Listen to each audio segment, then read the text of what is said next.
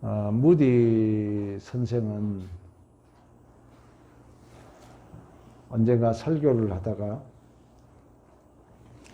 교인들에게 이 컵을 이렇게 보여주면서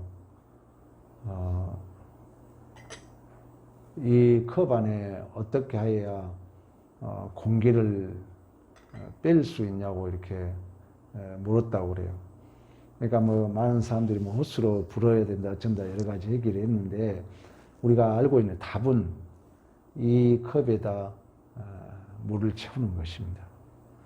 그러니까 이 컵 안에 공기를 뺄 수 있는 유일한 길은 새로운 물을 이제 채움으로 말미암아 그 안에 공기를 뺄 수 있는 것처럼 우리 안에도 수없는 이 제약들이 있잖아요.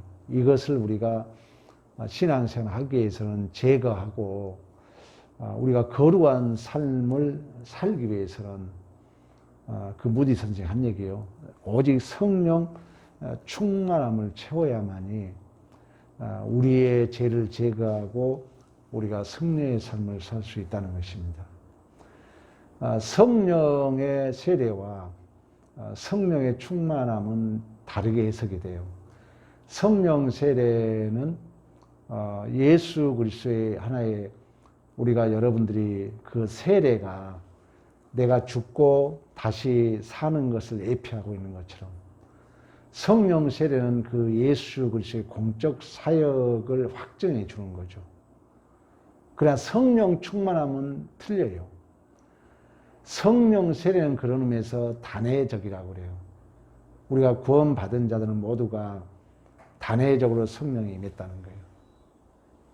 그러나 성령 충만함은 반복적으로 나타납니다. 우리가 성령 충만함을 받아야 돼요. 오늘 여러분 그 얘기를 하잖아요. 술 취하지 마라. 그러니까 우리가 성령 충만함이라는 것은 내가 성령 세례는 신분여와 아무 상관없이 예수 그리스도의 십자가의 보혈의 죽으심과 부활의 그 확증으로 택자들에 한해서 하나님이 성령이 이제 기름 부음의 역사를 통하여 사도행전에 다시 말하면 이제 교회가 새롭게 출생되는 거예요. 그러니까 좀 쉽게 말하면 내 생각인데 성령 세례는 우리가 출생에 관한 신적 확증이라고 볼 수가 있어요. 이건 단회적이죠. 왜? 양자의 영이 하나님을 아버지라 부르기 때문에. 그러나 우리가 출생해가지고 끝나면 안 되잖아요. 성장해야 되잖아요. 그러나 출생해가지고 사람답게 살아가야 되잖아요. 그래서 이제 물론 이제 이 성령에 관한 걸 가지고 오순절 파는 이제 약간 다르게 해석하지만 우리 이제 개혁주의 소위 장로교에서는 이제 우리가 출생했으면은 성령의 세례를 받아서 하나님의 자녀로 출생했으면은 오늘 본문에 술 취하지 말고 방탕한 것이니 오직 성령의 충만을 받으러 말씀했던 것처럼. 그러니까 이 성령 충만함은 내가 그냥 자동으로 내가 성령의 충만함을 받는 게 아니라 성령 충만함은 내가 이렇게 그 신적인 힘에 의해서 내가 지배를 받는 걸 얘기하고 있거든요. 왜? 우리가 술 취하면 술에 의해서 내가 끌려가는 것처럼 성령의 충만함도 그 보이지 않는 하나님의 능력에 내가 온전히 지배를 당하는 것이 성령 충만함인데 이 성령 충만함은 반복적으로 나타난다는 거예요. 다시 말하면 충만함을 받을 때도 있고 못 받을 때도 있다는 거예요. 근데 더 중요한 것은 이 성령 충만함은 가만히 있어도 성령 충만함을 받아서 내가 성장한 게 아니라 내가 여러분 태어나가지고 밥도 안 먹고 가만히 있으면 성장할 수 없잖아요. 내가 생명으로 태어났으면 밥을 먹고 운동도 하고 공부도 하고 내가 할 거를 함으로 말미암아 그 생명이 성숙하는 것처럼 성령 충만함의 의미는 그런 어떤 쉽게 말하면 실력, 수준에 이르는 하나님의 원동력이라는 거예요. 하나님의 원동력. 근데 이 성령 충만함은 가만히 있어서 되는 게 아니라 오늘 본문에 너희가 성령 충만함을 받으라고 명령형으로 기록하고 있는 것처럼 우리가 순응하고 의지적 훈련이 필요한 줄로 믿습니다. 성령 충만함을 받아야 되겠어. 성령 충만함은 우리가 기도할 때, 말씀 들을 때 임했던 것처럼 성령 충만함은 성령 세례는 내가 하나님의 자녀로 내가 의도 없이 하나님의 전적인 은혜와 선물로 우리가 성령 세례를 받아서 하나님의 자녀로 태어났다면 이제 성령 충만함은 이제 내 의지와 내가 적극적인 어떤 수능을 발동해서 내가 성령의 온전히 지배를 받도록 하는 것이 성령 충만함이라는 것입니다. 그래서 우리가 성령 충만함을 받기 위해서 오늘도 이 자리에 온 줄로 믿습니다.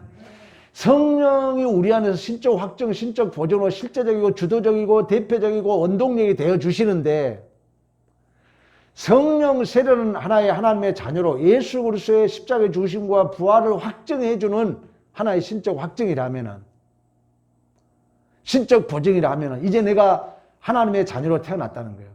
예수의 보혈의 죽으심과 부활로 말미암아 그걸 내 안에 확정해 줬다면 이제 성령 충만함의 성령의 주도적인 역사는 그 출생한 자녀가 건강하게 자랄 수 있도록 또 하나님의 그리스도의 장성한 분량까지 이룰 수 있도록 내 안에서 실제적이고 주도적이고 원동력으로 되어주신 것을 우리가 뭘 한다고요? 성령 충만이라 한다는 거예요. 근데 이 충만은 가만히 있어서 안 된다는 것입니다. 그래서 나를 비우고 기도하고 또 말씀 듣고 우리가 사도행전에 그들이 기도할 때 성령의 충만함이 임했던 것처럼 그들이 말씀 들을 때 성령 충만함을 임했던 것처럼 우리가 이 성령 충만함을 받아야 돼요. 그 우리가 성령 충만함, 오늘 우리가 본문으로 본다면 이 성령 충만함을 받은 자들은 그러면 어떤 증상이 나타나느냐. 오늘 우리 여러분 19절 봅니다. 성령 충만함을 받으라. 시와 찬송과 신령한 노래들로 서로 뭐 한다고 그래요? 화답하며. 이 말은 뭐냐면은 성령의 충만함에 성령의 가장 큰 열매는 성품적입니다. 그러면 오늘 본문에 성령 충만함을 받으라. 시와 찬미와 신령한 노래로 서로 화답하라. 이 말은 우리가 이렇게 대화, 이 어떤 찬송도 의미하고 있지만 또 다른 말은 뭐냐면은 서로가 신령과 찬미와 시와 찬미와 신령한 노래로 화목하게 서로 주고받는 대화라는 거예요. 쉽게 말하면 성령 충만함을 받으면 언어 생활의 변화가 있다는 것입니다. 성령 충만함을 받은 자는 언어 생활에 있어서 이렇게 조근조근 잘 음성 높이지 않고 엄중하게 소리가 크고 않고를 떠나서 우리의 마음이 이 신령과 오늘 본문에 말씀하고 있잖아요. 시와 찬미와 신령한 노래로 서로 화목하라는 것은 서로 화답하고 이 언어 생활이 변하는 것입니다. 두 번째는 성령 충만한 모습은 19절 하반절에 너희 마음으로 주께 노래하며 뭐라고 그래요? 찬송하라고 그래요. 그 말은 뭐냐면 주님을 노래하고 주님을 찬송하라는 것은 성령 충만함을 우리가 받으면은 내 존재의 목적과 인생이 예수 충만으로 변한다는 거예요. 예수 충만. 저는 자신 있게 얘기하는데 살아보면 살아볼수록 하나님이 내 안에 채워지지 않으면 공허함이 와요. 몰라요. 여러분들 어쩐지 모르겠지만 제가 보면 볼수록 그래요. 육신이 세지니까 남편도 나를 충족해 줄 수 없어요. 아내도 나를 충족해 줄 수 없어요. 또 자녀들은 더 자기 인생을 살아야 돼요. 우리는 진정한 행복이 어디 있느냐. 혼자 고독의 삶을 살아갈 수 있어야 돼요. 앞으로 시대는 이제 노인을 살아가는 시대에 가장 중요한 거거든요. 그러면 내 삶의 육신적으로 외로워지거든요. 왜? 서서히 떠나기 때문에. 내 주위 것이. 뭐 어디 갈 수도 없고, 뭐 마시는 거 많이 먹어도 소화가 안 되고. 그러면 내 시간은, 내 삶의 영역은 좁아지는데 내가 마음을 크게 가질 수 있는 길은, 유일한 길은 무한하신 하나님을 채우는 길밖에 없어요. 채우는 길밖에 없어요. 이제 저도 이제 나이가 먹으니까 이런 것이 이제 내 눈에 들어오는 거예요. 인식이 되는 거예요. 젊었을 때는 저도 그걸 몰랐어요. 근데 지금 내가 이렇게 살아보니까 맞아요. 하나님이 채워지지 않으면 아무거 아닌 거 가지고 마음에 스스로가 상처가 되고 아무거 아닌 거 가지고 스스로 마음에 서운한 마음이 들어요. 성경 말이 맞아요. 오직 하나님이에요. 오직 예수 충만이에요. 성령이 충만한 사람이 이 예수의 충만이 그 존재의 인생의 목적이며 전부가 되는 줄로 믿습니다. 세 번째는 우리 20절 그런 얘기를 합니다. 성령을 충만을 받으라면서 범사에 우리 주 예수 그리스도의 이름으로 항상 아버지 하나님 앞에 감사라 그래요. 감사라. 그러니까 우리가 매일같이 성령 충만한 사람은 감사의 고백을 한다는 것입니다. 감사의 고백. 그러니까 우리가 서로 보완적이에요. 성령 충만함은 절대 기계적으로 되지 않습니다. 내 의지와 훈련이 필요해요. 기도도 필요하고 말씀도 필요하지만 또 성령 충만한 자의 이 증상이 성품적으로 나타나는데 언어 생활, 그리고 예수 충만, 그리고 우리가 하나님 앞에 감사하는 거예요. 데살로니가 전서 항상 기뻐하라 쉬지 말고 기도하라 범사에 감사하라. 그리스도 안에서 너희를 향한 아버지의 뜻이라고 말씀했던 것처럼. 마지막으로 우리 21절에 뭐라 하냐면은 그리스도를 경외함으로 피차 뭐라고 그래요? 복종하라고 그래요. 그러니까 성령 충만함을 받으면은 이 참 순종이라는 것이 참 어렵고요. 우리가 이제 순종을 배울 기회를 잃어버렸어요. 우리가 부모를 바로 섬기지 않으면은 내가 유일하게 순종을 배우는 것이 가정이거든요, 사실. 가정에서 온전히 순종해야 돼요, 부모 말에는. 일단 순종해야 돼요. 이제 그런 것들이 요즘은 부모하고 같이 안 살잖아요. 그러면 부부간에 그게 보여줘야 됩니다. 근데 부부간에 말이 콩 튀듯이 튀잖아요. 팍 반론하고 대들고. 애들은 절대 말 안 듣습니다. 그런 애들은. 그 자녀 부모 밑에서 자란 애들은. 그러면 그들이 또 그 자녀들에게 그대로 물려줘요. 그러니까 우리가 이 성령 충만함이 이 순종이라는 것이 너무 귀한 거거든요.